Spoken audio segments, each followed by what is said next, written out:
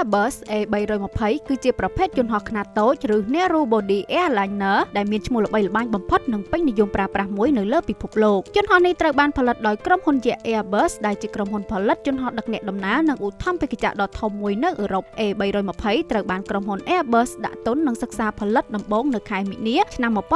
1984ហើយបន្ទាប់ពីសម្ងំផលិតរយៈពេល3ឆ្នាំនៅថ្ងៃទី22ខែកុម្ភៈឆ្នាំ1987 A320 គ្រឿងដំបូងក៏បានផលិតបានសម្រេចនិងចាប់ផ្ដើមដាក់ឲ្យហោះហើរសាកល្បងបន្ទាប់ពីការហោះហើរប្រទេសបានជោគជ័យនិងទទួលស្គាល់ពីស្ថាប័នសុវត្ថិភាពនានានៅឆ្នាំ1988ក្រុមហ៊ុន Air France របស់បារាំងបានកំងទិញនិងក្លាយជាអតិថិជនដំបូងរបស់យន្តហោះប្រភេទនេះដោយសារតែការ design និងសមត្ថភាពរបស់ A320 ត្រូវនឹងតម្រូវការទីផ្សារនាពេលនោះមានក្រុមហ៊ុនអាកាសចរជាច្រើនបានកំងទិញយន្តហោះប្រភេទនេះជាបន្តបន្ទាប់ដើម្បីដាក់បញ្ចូលទៅក្នុងខ្សែច្រវាក់ប្រតិបត្តិការហោះហើររបស់ពួកគេចាប់ផ្ដើមគំនិតដំបូងក្នុងការផលិតយន្តហោះខ្នាតតូចនេះកើតឡើងក្នុងកំឡុងទសវត្សរ៍ឆ្នាំ70នៅពេលក្រុមហ៊ុន Airbus បានសម្លឹងឃើញថានិន្នាការហោះហើរក្នុងតំបន់បានកើនឡើងយ៉ាងខ្លាំងទាំងនៅអឺរ៉ុបនិងអាស៊ីដែលនឹងធ្វើឲ្យការកើនឡើងតម្រូវការខ្ពស់លើប្រភេទយន្តហោះខ្នាតតូចរយៈចម្ងាយខ្លីនិងមធ្យមបន្ថែមពីលើនឹងទៅទៀត Airbus ក៏សម្លឹងឃើញផងដែរថា Boeing 737របស់អាមេរិកបាននឹងកំពុងច្បាមយកទីផ្សារលើយន្តហោះប្រភេទនេះដោយទទួលបានការបញ្ជាទិញជាច្រើនខណៈពេលដែល Airbus ខ្លួនឯងមានតែ model A300 និង A310 ដែលសុទ្ធសឹងតែជាយន្តហោះខ្នាតធំដោយមើលឃើញទីផ្សារដ៏ធំនេះ Airbus បានសម្រេចផលិតយន្តហោះ A320 នេះឡើងដើម្បីប្រកួតប្រជែងដោយផ្ទាល់ជាមួយ Boeing 737របស់អាមេរិកដោយសង្ឃឹមថានឹងអាចទាញយកទីផ្សារមួយចំណែកលើយន្តហោះប្រភេទនេះប្រឡូកចូលទីផ្សារប្រភេទយន្តហោះខ្នាតតូចនេះ Airbus មិនគ្រាន់តែមកជាមួយការ design រូបរាងនិងសមត្ថភាពថ្មីនោះទេតែក្រុមហ៊ុនបានញាត់បញ្ចូលនៅប្រព័ន្ធ system ថ្មីជាមួយនឹងការសន្សំសំចៃខ្ពស់ផងដែរក្រុមហ៊ុន Airbus បានដាក់បញ្ចូលប្រព័ន្ធបញ្ជាបែបថ្មី Fly by Wire ដំបូងនៅលើ A320 ដែលនឹងផ្ដល់នូវអត្ថប្រយោជន៍ជាច្រើនលើសពីប្រព័ន្ធមុនជាទូទៅសម្រាប់ប្រភេទយន្តហោះស៊េរីមុនការបញ្ជាបានប្រើប្រព័ន្ធមេកានិកភ្ជាប់ពីចង្កូតរបស់យន្តហោះទៅផ្នែកផ្សេងៗនៃស្លាបយន្តហោះប៉ុន្តែប្រព័ន្ធថ្មី Fly by Wire ដែលបំពាក់នៅលើ A320 នេះការបញ្ជាត្រូវធ្វើឡើងទៅលើ side stick រួចទៅទិន្នន័យ digital បញ្ជូនការបញ្ជាទៅកុំព្យូទ័ររួចទៅកុំព្យូទ័របញ្ជាបន្តទៅផ្នែកទាំងអស់នៃស្លាបដូចជា aileron elevator និង rudder ជាដើមប្រព័ន្ធថ្មីនេះបានជួយឲ្យ A320 កាន់តែមានសុវត្ថិភាពបញ្ជាការបញ្ជាទាំងឡាយដែលអាចបង្កគ្រោះថ្នាក់ហើយមិនត្រឹមតែប៉ុណ្ណោះការដកចេញនៅប្រព័ន្ធមេកានិកស៊េរីចាស់ទាំងឡាយបានធ្វើឲ្យយន្តហោះមានទម្ងន់ស្រាលជួយឲ្យការហោះហើរបត់បែនបានល្អនិងប្រើប្រាស់ប្រេងក៏មានប្រសិទ្ធភាពខ្ពស់ផងដែរសម្រាប់ការ design A320 បានបំពាក់មកនៅម៉ាស៊ីនចំនួន2ដែលសមស្របសម្រាប់ការហោះហើរលើរយៈចម្ងាយខ្លីនិងមធ្យមក្នុងតំបន់ A320 មានបណ្ដោយ 37.5 ម៉ែត្រទទឹងស្លាប 35.8 ម៉ែត្រនិងកម្ពស់ 11.7 ម៉ែត្រចំណែកក្នុងកាប៊ីនអ្នកដំណើរយន្តហោះនេះមានកៅអីចំនួន6ជួរនិងមានផ្លូវដើរមួយនៅចំកណ្ដាលដែលជាទូទៅត្រូវបានគេហៅជាភាសាបច្ចេកទេសថា Single Aisle Cabin Layout with 3 Configuration ការ design នេះបានធ្វើឲ្យ A320 អាចផ្ទុកអ្នកដំណើរចន្លោះពី150នាក់ទៅ180នាក់ជាមួយសមត្ថភាពហោះហើរដល់ល្បឿន828គីឡូម៉ែត្រក្នុង1ម៉ោងនិងអាចហោះហើរក្នុងរយៈចម្ងាយរង្វង់6100គីឡូម៉ែត្រជាមួយរូបរាងថ្មីបូកបន្ថែមដោយបច្ចេកវិទ្យាទំនើបជាច្រើនវាបានធ្វើឲ្យក្រុមហ៊ុនអាកាសចរជាច្រើនចាប់អារម្មណ៍យ៉ាងខ្លាំងនិងបញ្ជាទិញជាច្រើនគ្រឿងនៅឆ្នាំបន្តបន្ទាប់ដើម្បីឆ្លើយតបនឹងតម្រូវការដែលកំពុងកើនឡើងនិងផ្ដល់ជម្រើសបន្ថែមទៀតដល់ក្រុមហ៊ុនអាកាសចរ Airbus បានផលិតយន្តហោះ3 model បន្ថែមទៀតដែលក្រុមហ៊ុនហៅថាជាសម្ព័ន្ធគ្រួសារ A320 ឬ A320 Family ក្នុងសម្ព័ន្ធគ្រួសារនេះរួមមាន A318 ដែលជាយន្តហោះដែលមានខ្លួនខ្លីនិងផ្ទុកអ្នកដំណើរបានតែចន្លោះ107នាក់ទៅ130នាក់ប៉ុណ្ណោះមួយគ្រឿងទៀតគឺ A319 ដែលមានប្រវែងវែងជាង A318 បន្តិចនិងអាចទទួលអ្នកដំណើរចន្លោះពី120នាក់ទៅ140នាក់និងចុងក្រោយវែងជាងគេគឺ A321 ដែលវាមានប្រវែងវែងជាង A320 រហូតដល់ជាង6ម៉ែត្រនិងអាចដាក់អ្នកដំណើរបានរហូតដល់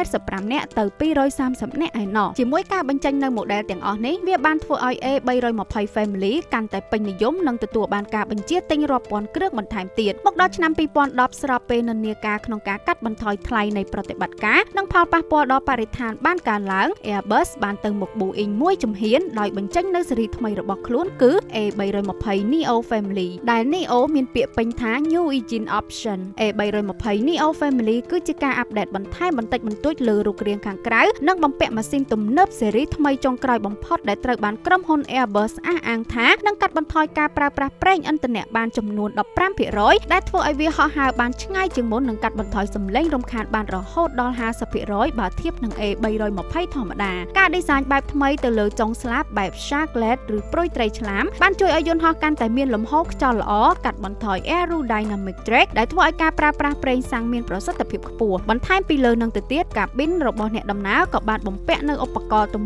នើបការ design មានភាពទូលាយជាងមុននិងផ្ដល់នូវផាសុកភាពដល់អ្នកដំណើរការបន្ថែមបច្ចេកវិទ្យាថ្មីៗទាំងអស់នេះទៅលើយន្តហោះដែលកំពុងពេញនិយមស្រាប់ផងវាបានធ្វើឲ្យ A320 Family កាន់តែទទួលបានការចាប់អារម្មណ៍និងការបញ្ជាទិញរាប់ពាន់គ្រឿងបន្ថែមទៀតvàផ្ដាច់ Boeing 737របស់អាមេរិកក្លាយជា model យន្តហោះអ្នកដំណើរដែលលក់ដាច់បំផុតមួយនៅលើពិភពលោកក្រុមហ៊ុនអាកាសចរជាច្រើនដូចជា American Airlines, China Eastern, Lufthansa, Indigo Airlines, EasyJet ជាដើមសុទ្ធសឹងតែជាអតិថិជនធំរបស់ Airbus 320 Family គិតត្រឹមខែឧសភាឆ្នាំ2025នេះមានយន្តហោះ A320 Family ចំនួន 12,054 គ្រឿងបាននឹងកំពុងហោះហើរប្រចាំថ្ងៃដែលប្រើប្រាស់ដោយក្រុមហ៊ុនអាកាសចរចំនួន350ក្រុមហ៊ុននិងជាង130ប្រទេសនៅលើពិភពលោកបន្ថែមពីលើយន្តហោះរាប់ម៉ឺនគ្រឿងដែលបានប្រគល់ដល់ដៃអតិថិជនរួចរាល់ A320 Family ក៏មានការបញ្ជាទិញរាប់ពាន់គ្រឿងបន្ថែមទៀតពិសេសទៅលើស៊េរីថ្មី Neo នេះឯងសម្រាប់តម្លៃបើតាមរបាយការណ៍ A319 Neo មានតម្លៃប្រហែល$101 លាន A320 Neo តម្លៃប្រហែល$110 លាននិង A321 Neo ប្រហែល$129 លានក្នុងមួយគ្រឿងហើយបើប្រៀបធៀបប្រភេទ Neo ថ្លៃជាងប្រភេទធម្មតារង្វង់ពី5ទៅ10 លានដុល្លារក្នុងប្រភេទនីមួយៗមានកត្តាជាច្រើនដែលធ្វើឲ្យ Airbus 320 Family ទាំងស៊េរីចាស់និងស៊េរីថ្មីមានភាពលេចធ្លោនិងទទួលបានការចាប់អារម្មណ៍ខ្លាំងពីបណ្ដាក្រុមហ៊ុនអាកាសចរដែលកត្តាទាំងនោះរួមមានកត្តាសុវត្ថិភាពការសន្សំសំចៃប្រណិតភាពនិងបច្ចេកវិទ្យាទំនើបការផលិតផ្គត់ផ្គង់ទាន់តម្រូវការក្រុមបច្ចេកទេសជំនាញទូទាំងពិភពលោកនិងភាពងាយស្រួលបត់បែនរបស់ក្រុមហ៊ុនអាកាសចរភាពងាយស្រួលក្នុងការបត់បែននេះគឺនៅត្រង់ថាគ្រប់ស៊េរីថ្មីដែលស្ថិតក្រោយ A320 Family មិនទាមទារឲ្យ pilot វឹកហាត់បន្ថែមច្រើននោះទេហើយ pilot ដែលបញ្ចប់ការសិក្សាលើ Airbus 320 Family អាចមានសមត្ថភាពពេញលេញក្នុងការហោះហើរគ្រប់ model ក្នុងគ្រួសារនេះទាំងអស់ដែលនេះផ្ដល់នូវភាពងាយស្រួលក្នុងប្រតិបត្តិការហោះហើរប្រចាំថ្ងៃជាមួយនឹងជោគជ័យទាំងឡាយខាងលើយន្តហោះ A320 Family ក៏មានគ្រោះថ្នាក់ជាច្រើនផងដែរចាប់តាំងពីវាបានចូលបម្រើការហោះហើរដឹកអ្នកដំណើរកន្លងមកជាត្រួសមានដូចជាការធ្លាក់យន្តហោះរបស់ជើងហោះហើរ Air France នៅឆ្នាំ1988ដែលបានសម្លាប់មនុស្សចំនួន3នាក់ការធ្លាក់នៅឥណ្ឌាលើជើងហោះហើរឥណ្ឌាលេខ605ក្នុងឆ្នាំ1990ដែលពេលនោះបានសម្លាប់មនុស្សចំនួន92នាក់មកដល់ឆ្នាំ2000ជើងហោះហើរ Gulf Air លេខ072បានឆក់យកជីវិតមនុស្សចំនួន143នាក់និងនៅឆ្នាំ2014ជើងហោះហើរ Indonesia Air Asia លេខ8501ក៏បានធ្លាក់និងសម្លាប់មនុស្សទាំងអស់ចំនួន162នាក់ផងដែរនៅមានគ្រោះថ្នាក់ផ្សេងជាច្រើនទៀតដែលកើតឡើងលើយន្តហោះ model នេះដែលខ្លះកើតឡើងពីបច្ចេកទេសរបស់យន្តហោះខ្លះកើតឡើងពីអាកាសធាតុនិងមួយចំនួនទៀតកើតឡើងពីកំហុសរបស់ pilot ប៉ុន្តែយ៉ាងណាក៏ដោយ Airbus A320 Family នៅតែជាយន្តហោះដ៏មានសុវត្ថិភាពមួយត្បិតថាបើយើងប្រៀបធៀបគ្រោះថ្នាក់ដែលកើតមានធៀបទៅនឹងចំនួនហោះហើររាប់លានជើងជារៀងរាល់ឆ្នាំយើងឃើញថាវាមានចំនួនតិចតួចស្ដួចស្ដាងខ្លាំងមែនទែនងាកមកវិស័យអាកាសចរក្នុងប្រទេសកម្ពុជារបស់យើងវិញក្រុមហ៊ុនអាកាសចរក្នុងប្រទេសយើងស្ទើរតែទាំងអស់បានប្រើប្រាស់យន្តហោះប្រភេទ A320 Family នេះឯងតួយ៉ាងដូចជាក្រុមហ៊ុន Air Cambodia ដែលយើងស្គាល់ពីមុនថា Cambodia Angkor Air ក្រុមហ៊ុននេះបានប្រើប្រាស់យន្តហោះប្រភេទ A320 និង A321 ហើយមួយទៀតគឺក្រុមហ៊ុន Cambodia Airways ក្រុមហ៊ុននេះមានយន្តហោះ5គ្រឿងប្រភេទ A319 និង A320 និងចំណែកឯក្រុមហ៊ុន Sky Angkor វិញក្រុមហ៊ុននេះបានប្រតិបត្តិការប្រចាំថ្ងៃដោយយន្តហោះប្រភេទ A321 A320